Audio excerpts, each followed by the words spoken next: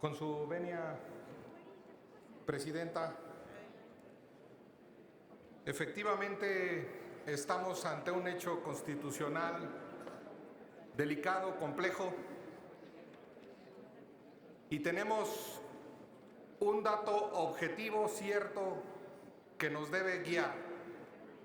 El dato objetivo y cierto es que hay una renuncia, y esa renuncia contiene un silencio. El silencio en materia jurídica produce consecuencias jurídicas, valga la redundancia. Aquí hay un silencio constitucional.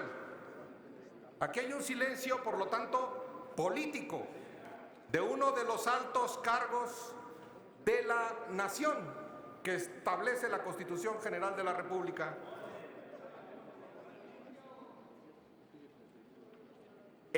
Ante ese silencio de la renuncia del ministro dimitente, nosotros, como órgano que califica esa renuncia, tenemos lo que los juristas conocerían como la facultad o la atribución de una libre apreciación política de ese silencio.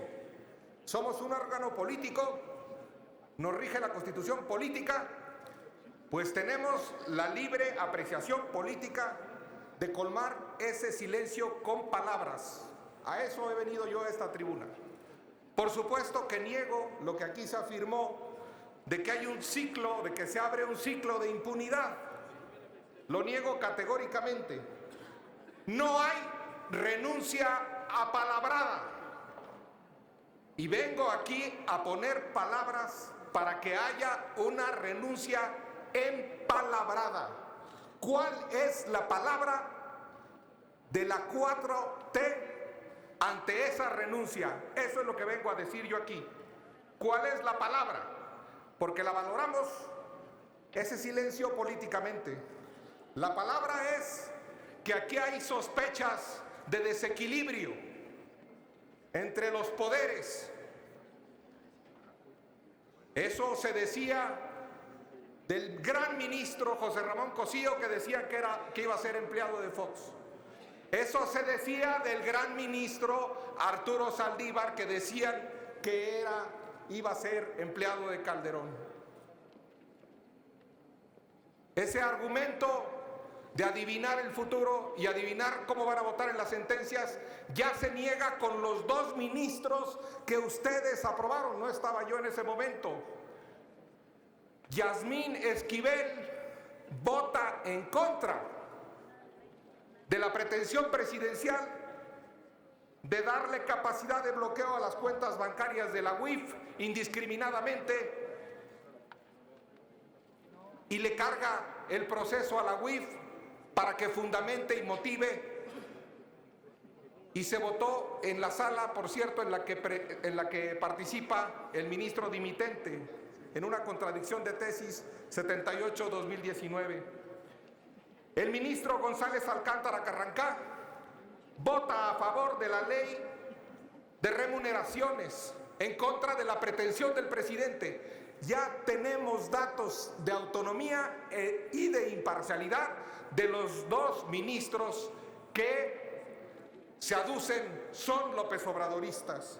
Ahora se sospecha que los nuevos, faltan dos en este sexenio, también van a ser López Obradoristas. Se niegan por los propios hechos.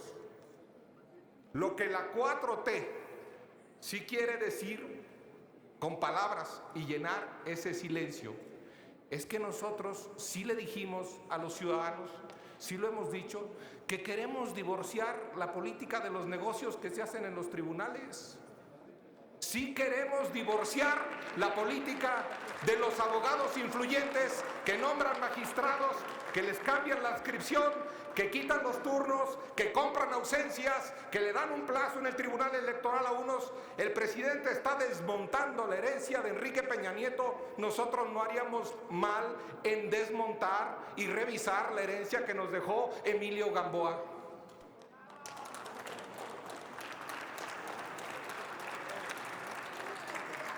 Yo sí creo que no hay argumento para para una defensa frente a una renuncia silenciosa. Si se renuncia, se tiene que decir por qué y asumir las consecuencias. Pero si no, este órgano no puede estar atrapado en la parálisis para sustituir al ministro en el silencio del ministro dimitente, por favor. No vamos a estar a expensas del silencio del ministro dimitente, esperar para sustituirlo. Nosotros sí queremos absolutamente divorciar los negocios en los tribunales de la política, como queremos separar los tres poderes. Y por supuesto que no es contrapeso, no hay equilibrio, esa teoría ya es muy vieja. Es un tribunal constitucional, y un tribunal constitucional como el que estamos construyendo en México con sus resoluciones está por encima de los tres poderes, del Poder Judicial, del Poder Legislativo y del Poder Ejecutivo. Los límites que tiene el Tribunal Constitucional son los límites de las garantías constitucionales o de los derechos humanos o de la dignidad de la persona que resuelven cada conflicto.